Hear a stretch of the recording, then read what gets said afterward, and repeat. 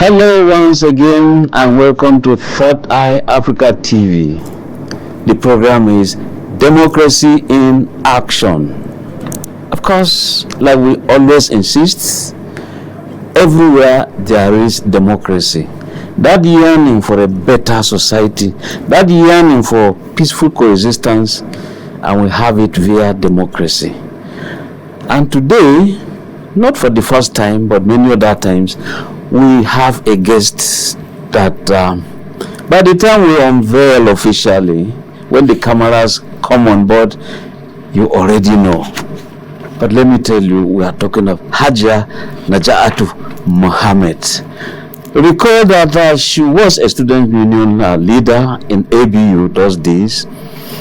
Recall too that she comes from a family of political strugglers. Let me put it this way, for want of words. Her father was a member of NEPO. Apart from that, her husband too, Bala Mohammed, was gruesomely murdered. The days of Abubakar Rimi in Kano, he was a staunch politician. And since then, Naja Atu Mohammed has never left the political scene. On the side of the family of the husband, she flies the flag. On the side of her father, she still flies that flag. To her, the struggle continues. That struggle is that of making Nigeria better. Now we are want to define democracy within the context of insecurity. We are seeing General Christopher Gwabin Musa being appointed. We are still talking about genocide in Nigeria. Is there genocide? Is there no genocide? We are still talking about religion. Is it unifying us? Is it scattering us? Many of these and more, when indeed the 19 northern governors decided to do a kind of a peer review mechanism. For the first time, the southwestern states, have all the while been having this Amotekun, a security outfit to take care of all the Yoruba states. Now the north is now saying, okay, they could replicate that, they could copy and paste. And in doing so, they're starting with a security trust fund. Is it going to work? We wait to see. This and more, like I've said. My name is Ben Shaman, your regular host, and our guest is Naja Atu Mohammed. Want to welcome you once again to Third Eye Africa TV. Thank you so much. Yes. We have seen that Tinubu, is it a master stroke or taking people by surprise? Minister of Defense is gone. Now a former Chief of Defense Staff, Christopher Gwabin Musa, appointed. Some said, good omen. Some are saying, let's wait and see. What's your take on this appointment? Quite honestly, I was very, very excited that General Christopher Musa has been made the Minister for Defense. I see him as somebody that has the patriotism, that has the passion, and I feel he has the know-how. If he's allowed to do the job.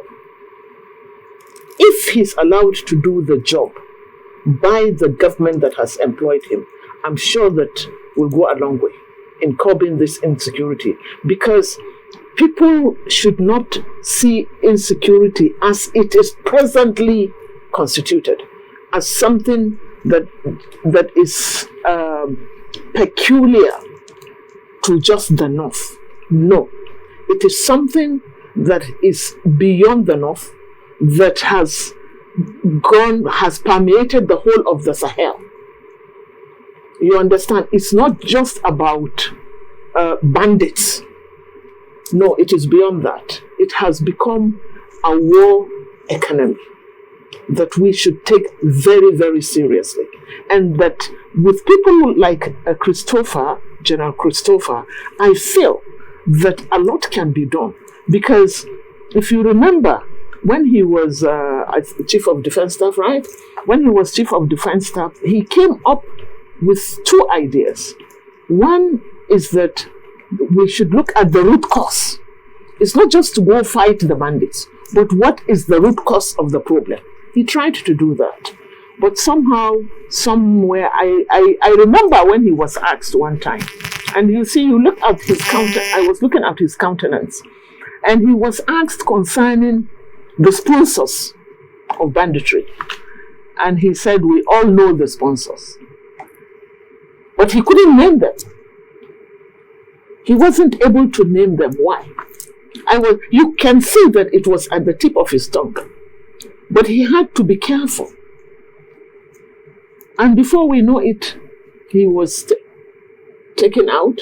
But Alhamdulillah, he has been brought back now as somebody that is more superior than, because the chief of defense staff and the military at that are all under the Ministry of Defense. So, which is to say that he has a bigger portfolio, even though he's not the commander-in-chief. But what hurts me is this. I can't see how you can remove Badaro and leave Matawale. Well, we'll come to that, but you see, your assessment is that General Christopher Musa would work very well. But there is a condition you put. You said, if. Yeah. That's a conditional statement. Yes. If allowed to work. Yes. Who are these if? Who are these people? It's supposed to be the commander-in-chief of the Federal Republic of Nigeria. That is the president. Every action is governed by intention.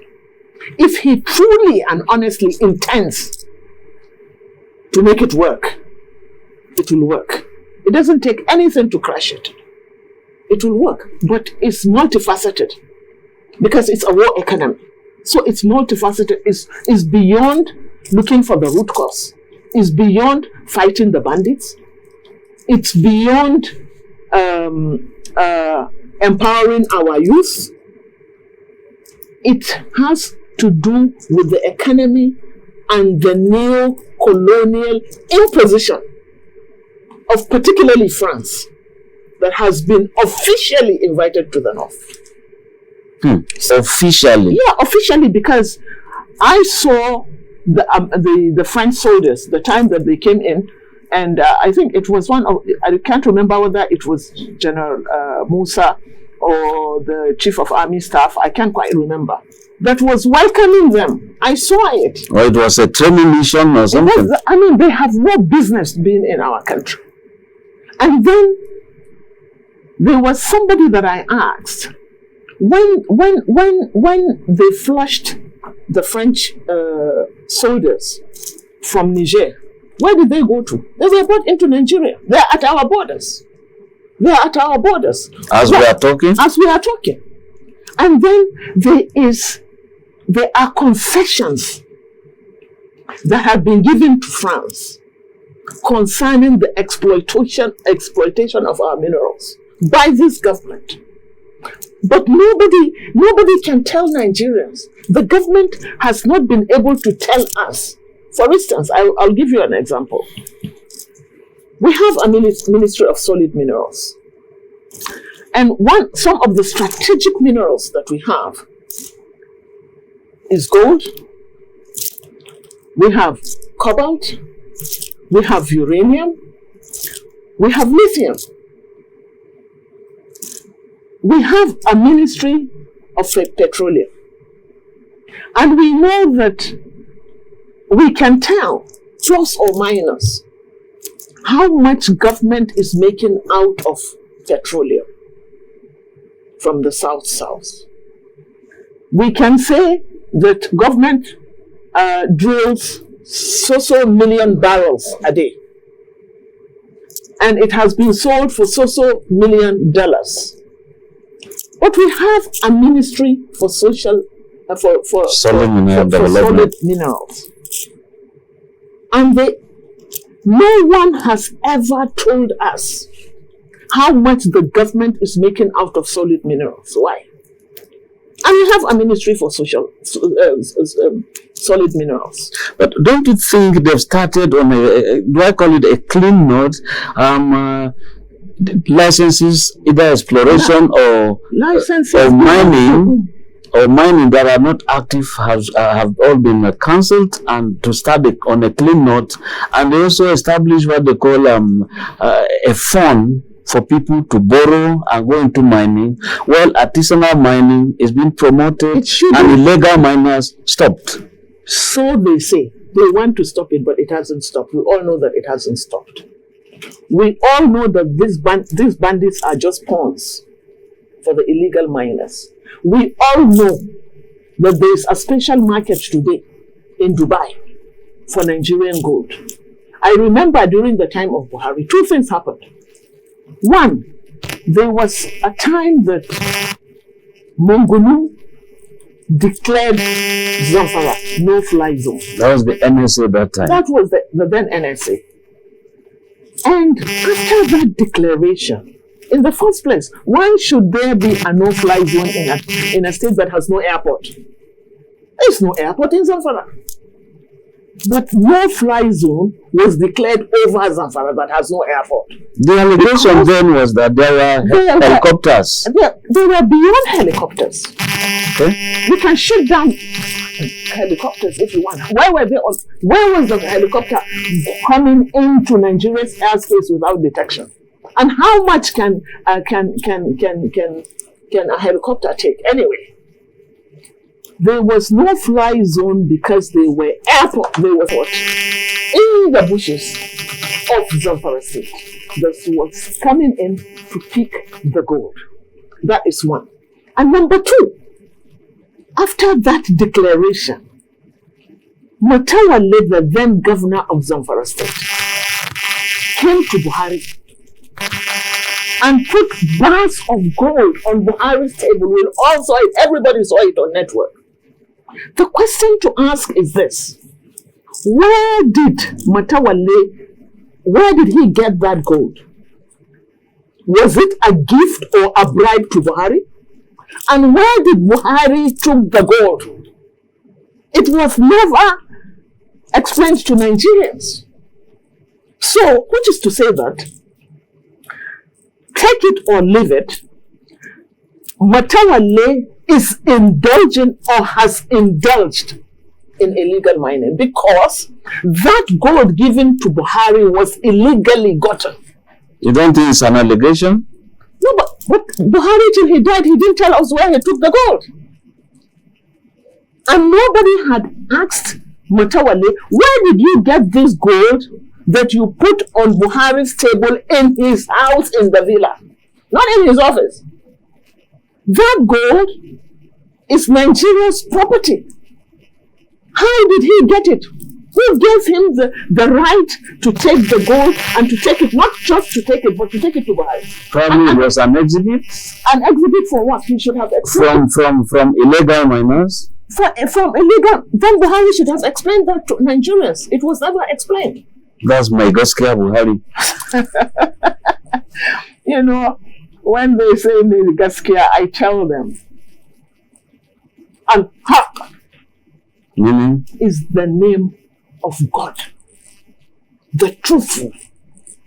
No one has the right to wear Allah's robe because He's the only truth.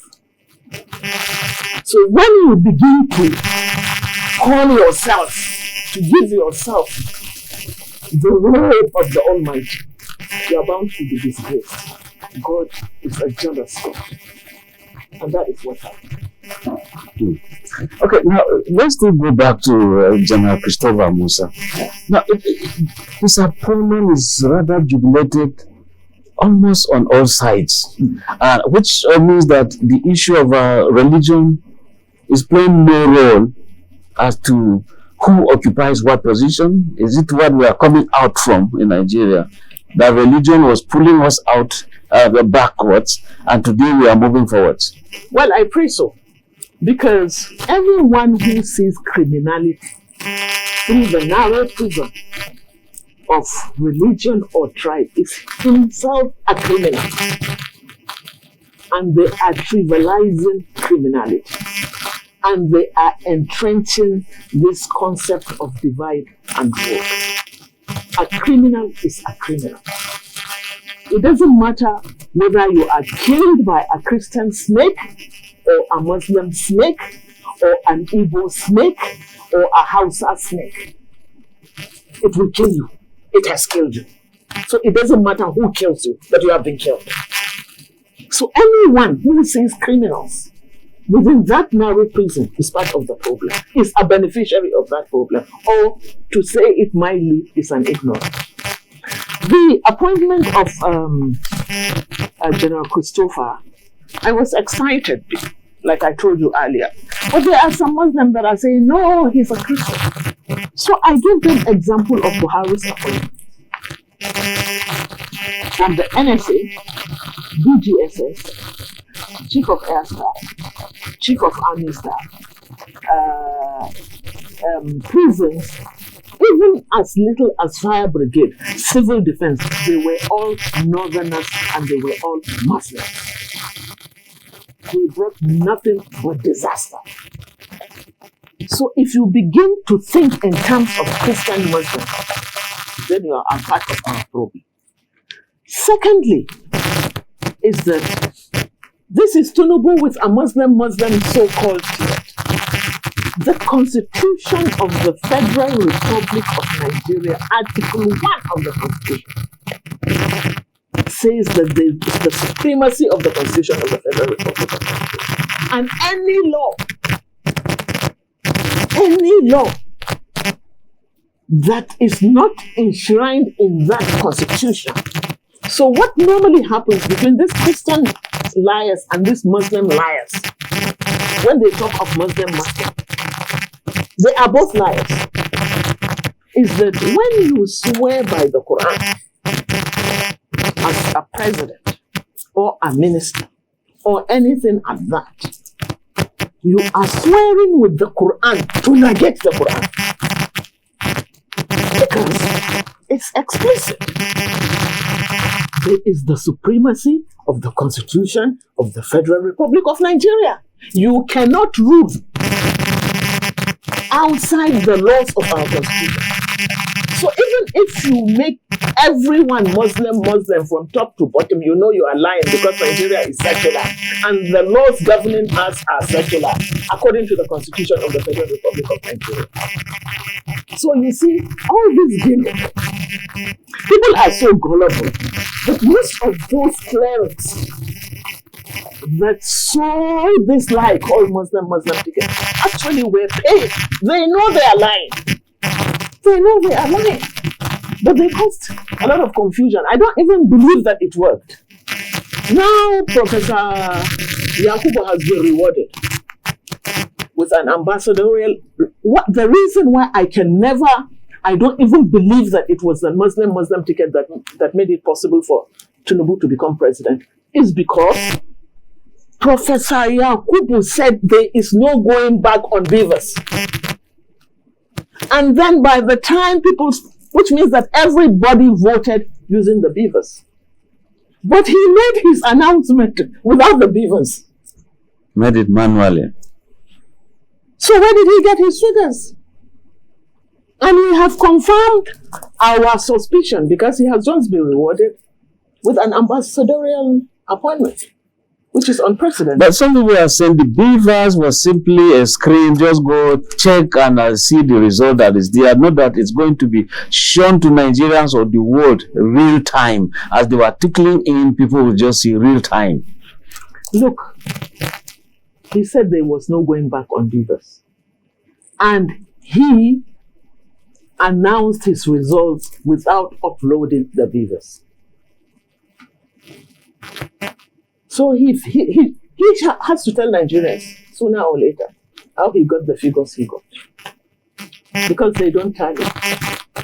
Okay. Now, still talking religion, Haja and Naja atu. You see, there are times some people get worried, especially the very top notch of these religious clerics. At the point you just see them drawing the line of divide. Don't vote for people that are not of your faith.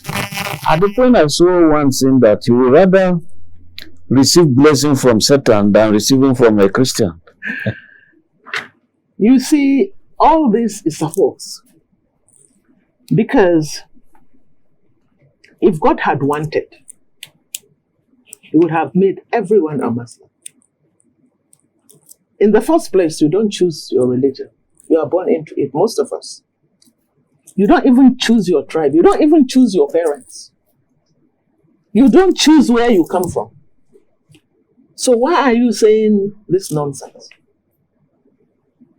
You see, if we look at our religion as it is in the Quran, it is a completely different thing as it is practiced by our clerics. Our clerics are mostly businessmen. Religion to them is business. And they are doing business with government and politicians, unfortunately. So you don't listen to these people. And that is why, sir, especially in northern Nigeria, education was pulled away from the people. We have the highest number of school dropouts or out of school kids. Maybe about 70% of our kids are not in school. And even if they are in school, you cannot call where they are schools. They are blind. So when you make someone blind deliberately, you know that you'll pull that blind person by the nose and you can just destroy them. So that is what is happening. But they know they are lying. Okay, maybe on in order to shift away from religion, but we should ask this issue of is there genocide against Christians in Nigeria? You know, one of the greatest generals or northerners that I really revere is General T.Y. Danjuma. He is, I see him as someone that is so courageous, patriotic, and courageous, extremely courageous. And I heard what he said a couple of days ago concerning this genocide. And he said, the genocide is against everyone, not just Christians, which is true. He also said, this is an importation. It is imported to us, which is true. There is genocide, there is no doubt, but not just against Christians.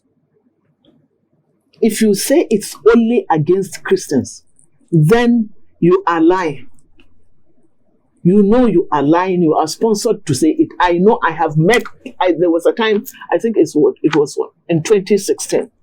I was in Harvard and I gave a lecture on steering youth away from violent extremism. The Youth of the Savannah was the name of my article. And I met one or two pastors there. And we interacted. And they were telling lies. They collect money from NGOs, from the rich in America, in the name of genocide against Christians, and that they are empowering the victims.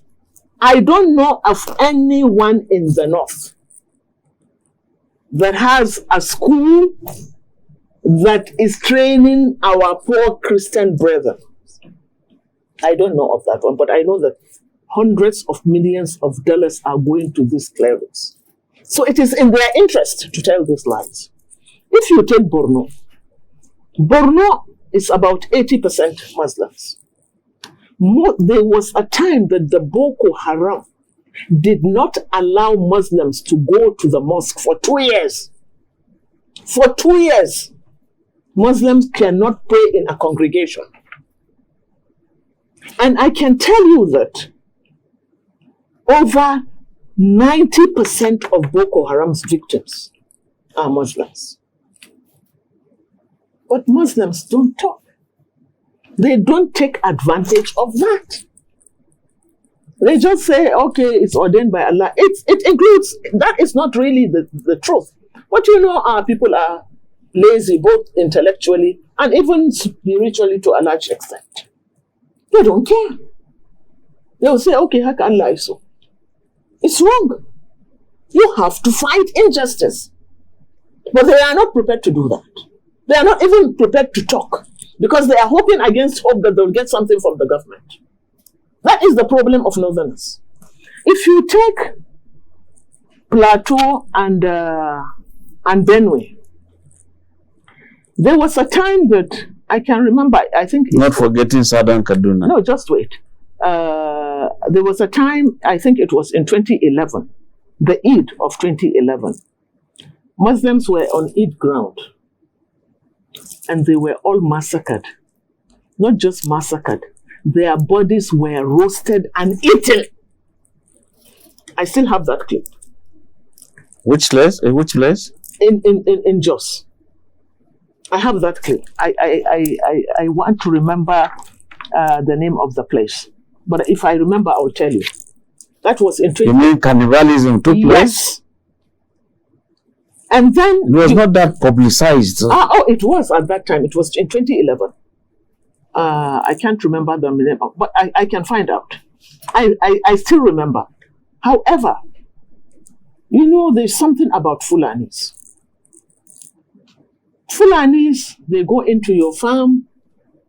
They have your crops eaten by their cattle. I'm a farmer. I know what it is, what it feels to have my crops destroyed. And Fulanis are good at doing that.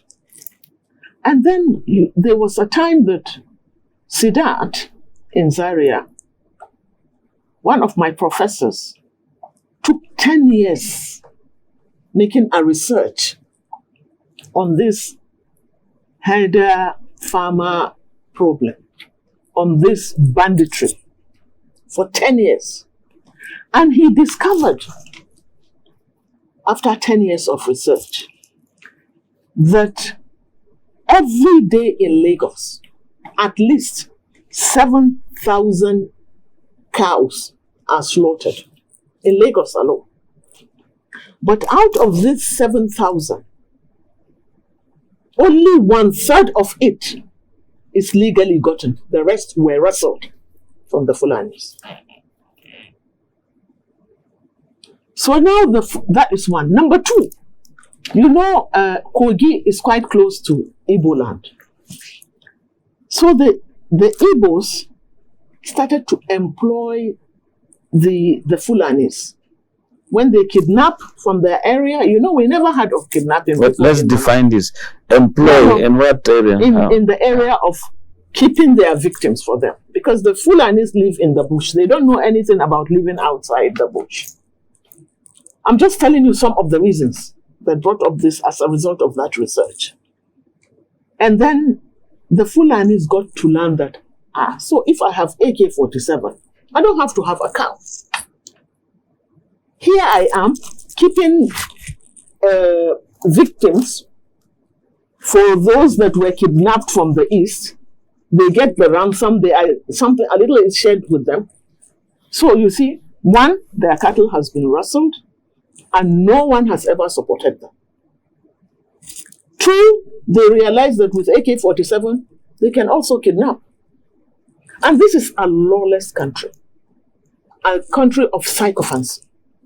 So they begin to hold the AK-47 themselves. And then it comes to the question of mining, this illegal mining. As a result of the illegal mining, they became the pawns for the miners. You never get to hear of any miner being kidnapped. Why? They are Europeans, they are Chinese, they are Senegalese. They are there. Why have we never heard of the miners being kidnapped? I remember at one point that Europeans were being kidnapped in the South, but not in the North. Why? So when you put all these things together, and why are the Fulanis ready? In fact, they are called Ensha Bakwe. Meaning? Ensha Bakwe means those between the ages of 17. These are out of school kids. These are kids that have lost their means of livelihood. That is herding. These are people that have no today and no tomorrow.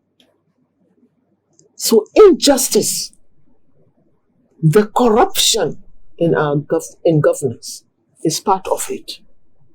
You understand? So what I'm trying to tell you is this. If you take Plateau, when at one point they wanted all the houses out, any non-indigenous person should go out. And they are fighting for no reason. You will hear wars and endless wars. But they made, if you kill 1 million Hausa people will say, Haka Allah iso. They are bloody cowards. But the Fulani man is vengeful. So they started to kill Fulanis. And you know Fulanis have no border. From Gabon to Senegal, they have no border. They start to distribute invitation in the name of Kola. So they will gather themselves from Gabon to Senegal to fight their wars in Plateau or Southern Kaduna. And they started to massacre the indigenous people endlessly. I remember there was a time that they sent the people into exile from their own town. I remember one time they had to, hundreds of indigenous Plateau people had to flee to Saminaka. And ironically, Saminaka is under a Muslim, Hausa man, who gave them refuge. But how did we get there? That is the question. But El Rufai, former governor of Kaduna State, at the point said he identified some of the attackers up to Mali, Senegal, and paid some ransom so that they don't attack. Look, you don't pay ransom. You look at the root cause. You should look at the root cause. Of course, subhanallah, if you have your brother or your mother you have to look for ransom to save their lives. But it rearms them. Why have nobody has ever looked at the root cause of these problems? There is total failure of education. Our youth, the North has over 70%, the demographic, 70% of our youth, of the people of the North are between the ages of maybe a little before 40 down. It's a very young area. They are the uranium of the North. They are the energy. In fact, the youth of any country are the energy of that country. Because they are the able-bodied. And they need to eat, they need to survive. So when you deny them education, you deny them jobs, you cannot even create jobs. You just turn them into cannon fodder.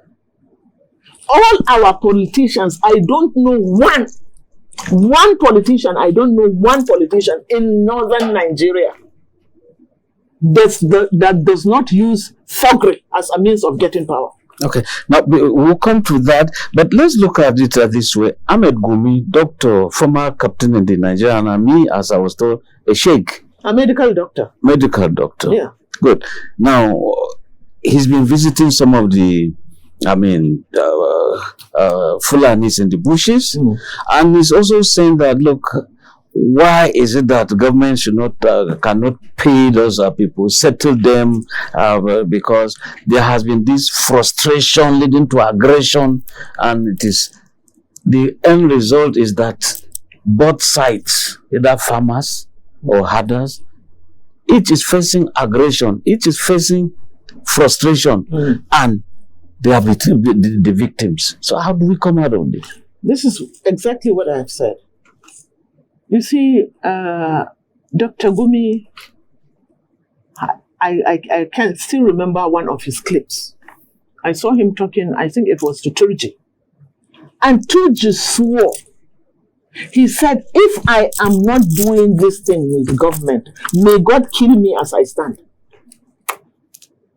So there's very little that you can do. If people in government, if the police and the army and people in government and governors and former governors are involved in this thing, it's a multi-billion-dollar industry. The sale of arms, the sale of drugs,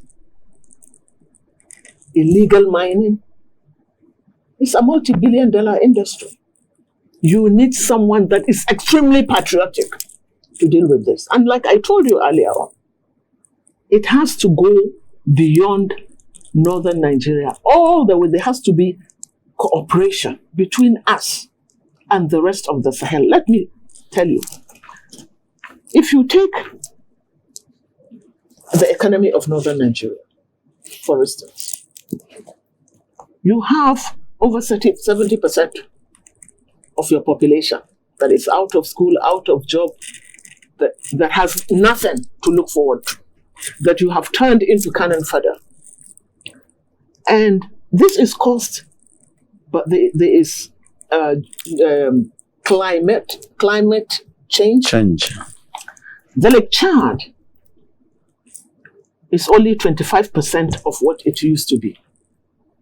As a result of that, you have lost irrigation, you have lost fishery, you have lost electricity, you have lost everything, including access to the sea. The north is landlocked. The Sahel is landlocked. So if you have this, a program that I think was started probably by Abacha, the Trans-Aqua project. The Trans-Aqua project is supposed to benefit, to dredge the River Congo.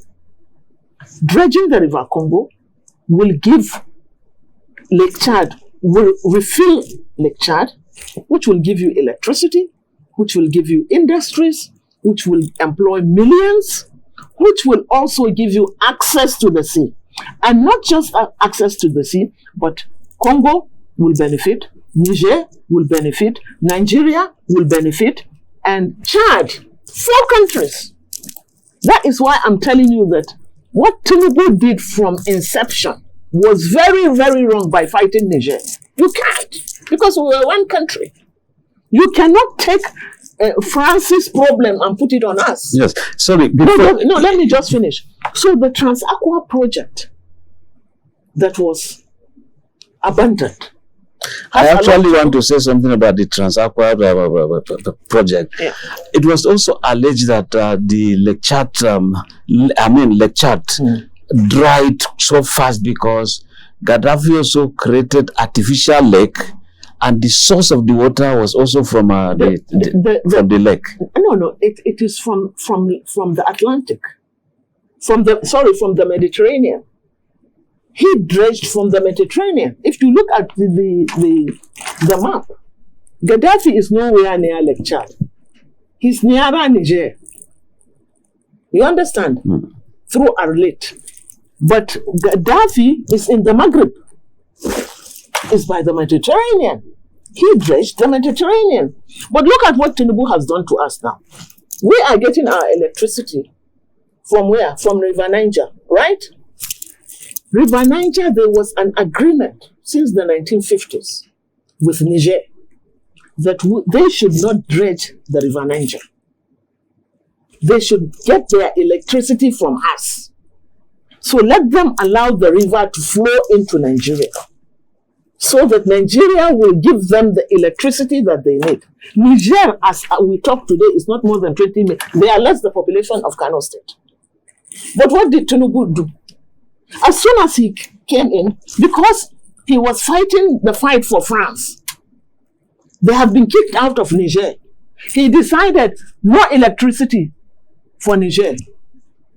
We are going to fight them for making a coup d'etat. ECOWAS was created by the military. Go on. May his soul be blessed. ECOWAS is a creation of the military. Now that is one. And then getting, what do you call them? Cutting off electricity from Niger means that Niger can now dredge the river Niger and Nigeria will be without electricity. That is the implication. So it was a very silly thing to do. You should have looked at the agreement and you should have looked at the interests of your country. But you see, what we are seeing with Tinubu, unfortunately, is all about the Southwest. The North, I don't care. Good. You can stew in your sweat. Yes, talking about the North, we'll come to look at that. The North has the largest out-of-school syndrome. If you're talking about all sorts of ailments, either the blind, the leprosy, and all that, mostly from the North. And now we're talking about this banditry, terrorism, and all that, mostly North. So what is this North up to when mostly we hear of one North? Is the North really one when it comes to democracy? We'll come to look at all of this, but let's go on this very short break. Our guest is still Naja Atu Mohammed, a human rights activist. Yes, thank you. Let's go on this break.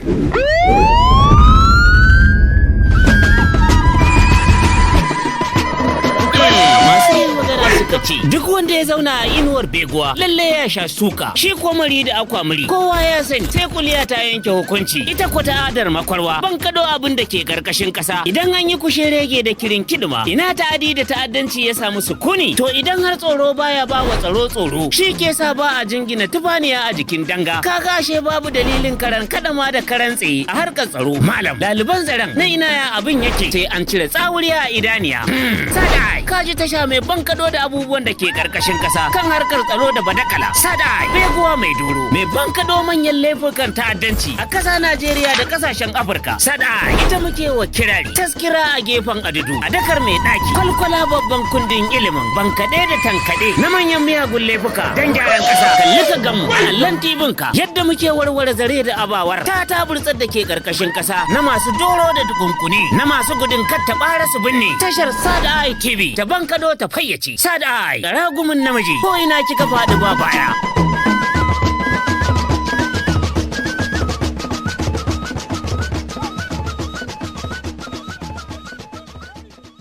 Welcome back. Now let's go facing north. Finally, I'll put it this way. It's like the North is accepting what we call state police. It's also trying to copy Amotekun, what the southwestern states are doing to ensure that all the 19 northern states have a common security outfit. Do we begin to clap for the North today in terms of security? No. Why not? In Hausa, we say, Bana yaban ɗan kuturu. Sai ya shekara 40 da yatsunsa. Meaning that I don't congratulate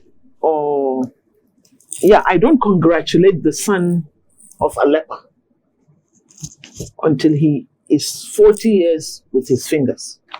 So I don't start to rejoice until I see the effect. It's good for them. It's a good start. But they have to go beyond Amotekun. They have to take cognizance of the fact that they have millions of children out of school. They have to take into the account that the primary responsibility of any government, that which gives any government, federal or state, legitimacy to rule, is to take care of the welfare of their people. If you have a situation where you spend billions in aggrandizement, in show, when you don't have Panadol in any of your hospitals, when your roads are killer roads, when you have no schools, when you cannot create jobs. Children love to go to school but there aren't the schools for them to go to. It's beyond their reach. When you don't have security, you can't even go to the farm. No amount of Amoteco will solve that problem. You have to look at the root cause of your problem, which is neglecting the youth. You have to begin to understand and fear the day of their wrath. The day that you push them to the wall, like it happened in Nepal and so many other places. It is now the time of social media. They have to begin to understand that this sea of able-bodied men and women that are hungry and angry, I wouldn't want them to take them to a point where they will have what they had in France. Maria Antoinette, you remember when they said people are hungry, there is no bread, she said give them cake because they are totally detached. And what happened? And this is the history of human beings. When you pauperize them, you make them hungry, you make them angry, you squeeze them, they fight back. So I'm glad they are thinking of it. But let them go back to the root cause and tackle that root cause. They shouldn't be lazy. They should look at it head on. And then in the North, we have to begin to think, especially in the far North. But I feel in the North generally. The North generally had built empires for centuries from the Songhai Empire. The Songhai Empire started from Mali, Timbuktu, all the way to Katsina. The Ottoman Empire, all the way to Oyo, from southern Sudan, Sokoto, Niger, parts of Mali, all the way to Kano, Katsina. How did they build those empires? Did they build those empires out of ignorance? No. They were literate. They had industries. It isn't just about, how do you even go to war and win a war? How do you expand your territory? How did the Europeans do it? They did it because they needed raw material. They needed a good financial structure. They needed, a good superstructure and a good base. That is the economic base. And the economic base consists of factories and industries. Education. They did it using what? They were literate. Ajami. I saw it happening in Sudan.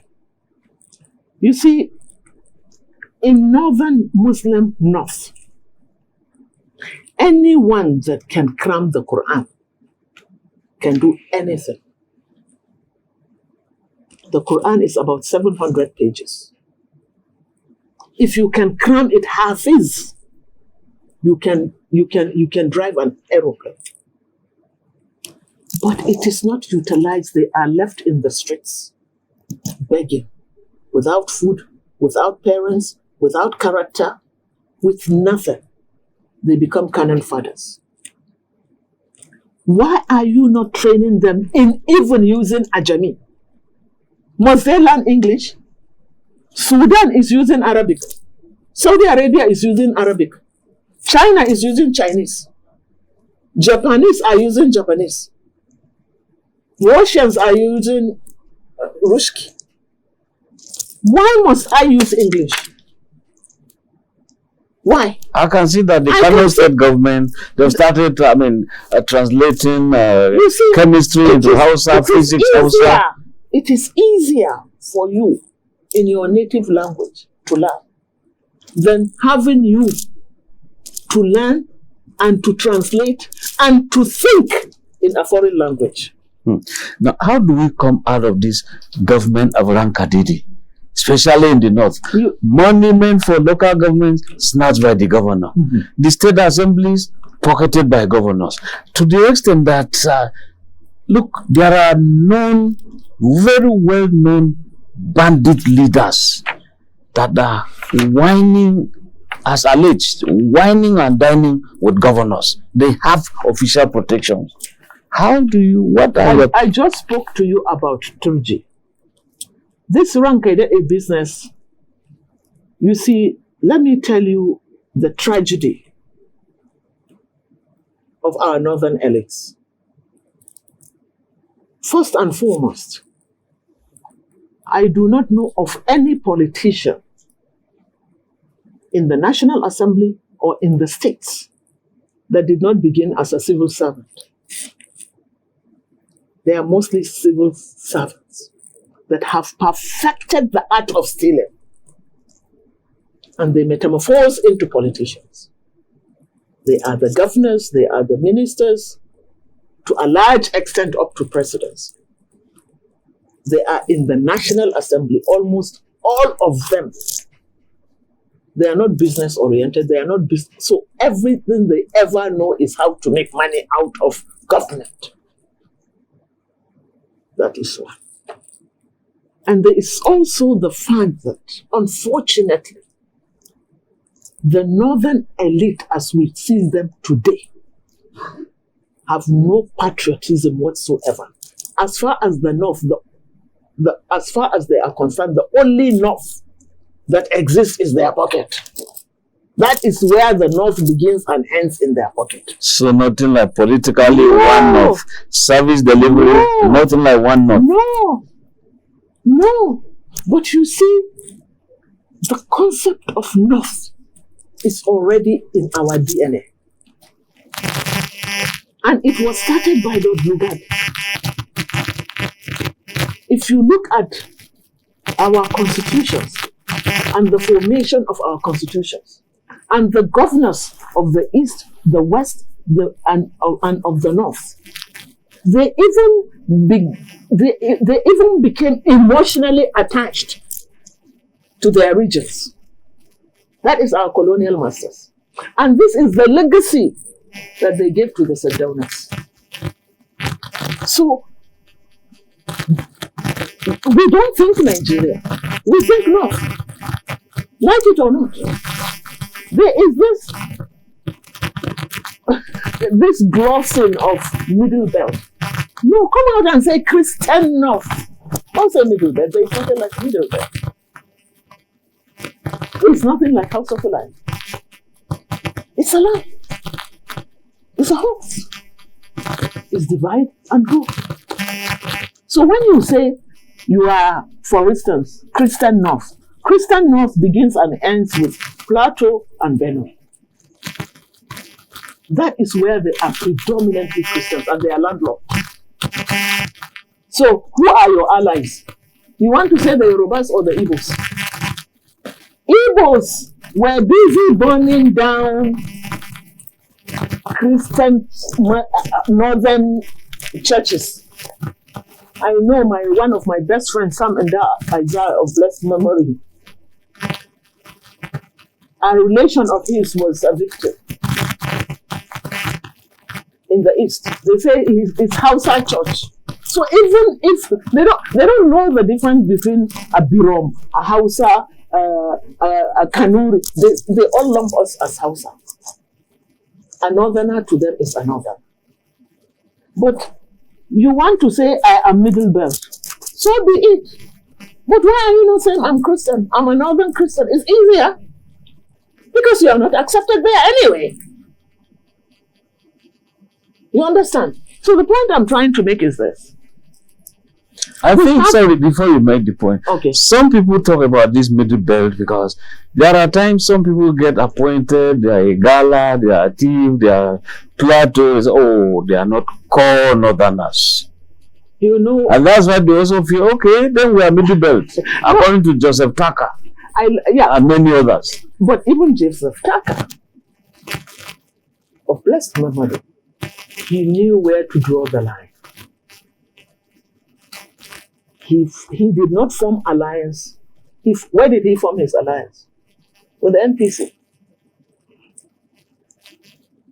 And if you remember Aminu Kano also, he said that yes, we are all Nigerians, And you know, they gave one of the biggest opposition to the MPs.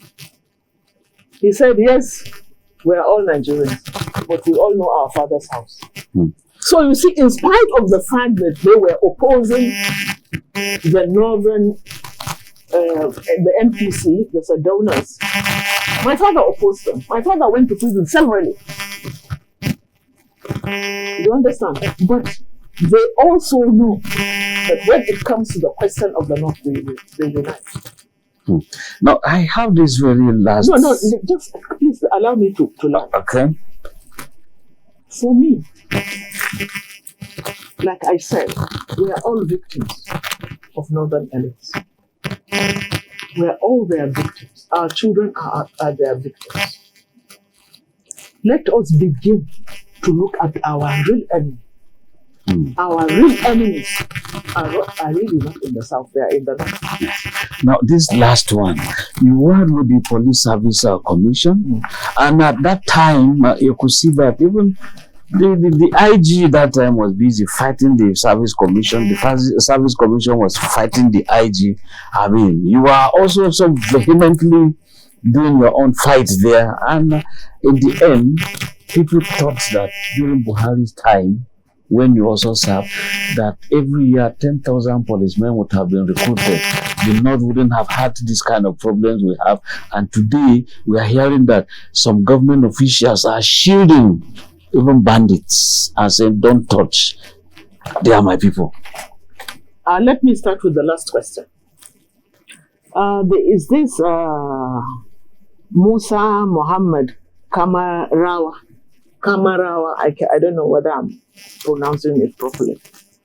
He's a bandit and he sells arms. He's a super bandit. And there was a time that he was caught with over 500 rifles. He was caught, but Matawale, who is currently the Minister of State for Defense? Minister of State for Defense, made a phone call saying that his boy has been arrested, he has to be released, and he was released. It's not an allegation? Why? In Hausa we say, Barami Lekarami. You know, the blind man was walking and you say, there's a pit there. And he stopped. And then somebody says, oh no, there's no pit. He says, why did you say there's a pit in the first place? So why should there be an allegation in the first place? And he has consistently and shamelessly defended bandits. He has been seen. Is that not harsh? No, it's not harsh. They are. He's a honorable minister, Excellency. There is nothing honorable about this most dishonorable people that you call ministers. There is nothing honorable. This is somebody. So that's a sweeping statement for all of them. Most of them. I can't think of anyone for now. Look, this is somebody that was alleged and that was being investigated for over 70 billion naira stolen from the coffers. Or misappropriated? Whatever. Misappropriation and stealing is the same thing. And he was on exile, running away from EFCC. But he came back and got protection and was made a minister. A minister of not anything but defense. Something so strategic. And this is somebody whose CV that I saw when he was being screened, that has nothing but F9s. Not just F9s. His highest education is that F9. Not just that. He had nothing, no experience whatsoever to do with security, except insecurity. But not just that. This is somebody that can hardly even express himself in English. But you've said English may not be the thing. But it's the medium of exchange now. It's the medium of communication. It's for now, yes. So unless and until we make Hausa the official language, we have to speak English. So how does he work? But supposing the man who picked the CV just simply copied primary school, secondary school, and the rest didn't go into some of the universities. But look, there is somebody. This is the irony of our country. I saw a lady that was well educated. She has everything that it takes, but says she doesn't have NYS. And she was removed. But you put somebody that can hardly express himself, that has even a secondary school failure, but you made him minister. What sort of a country is this? Well, I'm sure we're going to look for the minister to come and talk to us on his own part of the story. Yeah, I'll appreciate that. We'll look for him, and we want to thank you, human rights activists. I want to thank you. Do I say politician? But I do know that in terms of politics, students are these. Maybe you were a leader, and of course you come from a struggling family. Yeah. And your father was with NEPU, your husband was with PRP that time, Balarabe Musa, Abubakar Rimi, and all that. So quite a lot of them, and you still fly that flag, fighting for democracy, a better Nigeria, and of course, in our program too, Democracy in Action.